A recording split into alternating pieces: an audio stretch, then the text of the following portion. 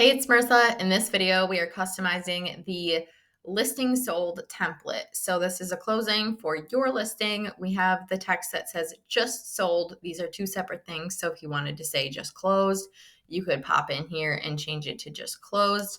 But I'm just going to leave it for now. And then mostly all you'll have to do in order to use this template is I'm going to come over here and grab a picture of a different listing.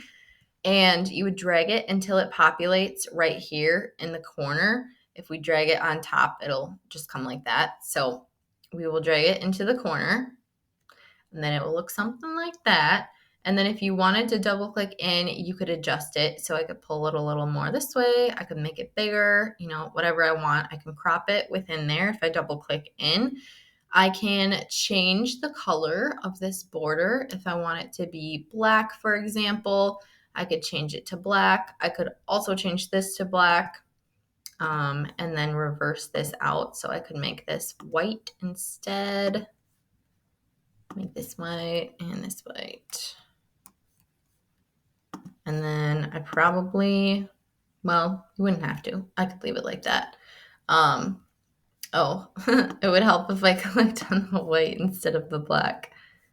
Then if you have your logo or an element in there that doesn't allow you to change the color, like up here, you'll notice I can change the color. But if I click on this and it's actually an image, the workaround is going to duotone.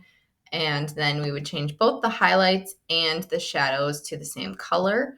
You can pull in the hex number right here if you have a specific color that you want to use. Otherwise, I just pull it all the way up to white or all the way down to black most of the time. Keep the intensity at 100% so that it will change the color.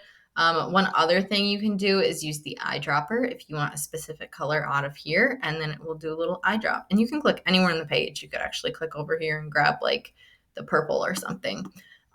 So anywhere on your screen, you can use the eyedropper. But then once I click on my image, I'll go to position and layers. Now my back layer is a brown color because I went with a brown theme, but if I wanted it to be black, I could change my background color to black. And now it just kind of fits a little bit better than the brown did. So I like going into position, layers quite often. I could also change this to white if I wanted something a little bit brighter. And then, I could change this to black instead. Now that would make a little more sense for that design. But I'm going to go back to black. And then if we click again, we'll be on our image because our background is black and then the image is on top of that. So if I click on the image, I can adjust the transparency. So I can make my picture original, like how it looks, or I could make it darker. This just adjusts the transparency of the photo so it will show more of what's in the background. So if I wanted to show a little bit less of what's in the background, I could do something like that. And then we would have our final template. If you wanted to change any of these fonts, you can do so in the top menu. And then similar with your headshot, you will drag it from over here right into the corner until it populates. You can crop it in there and everything. And then once you are content with your design, you will come over here to download and you will click on page 6 or whatever it is in yours.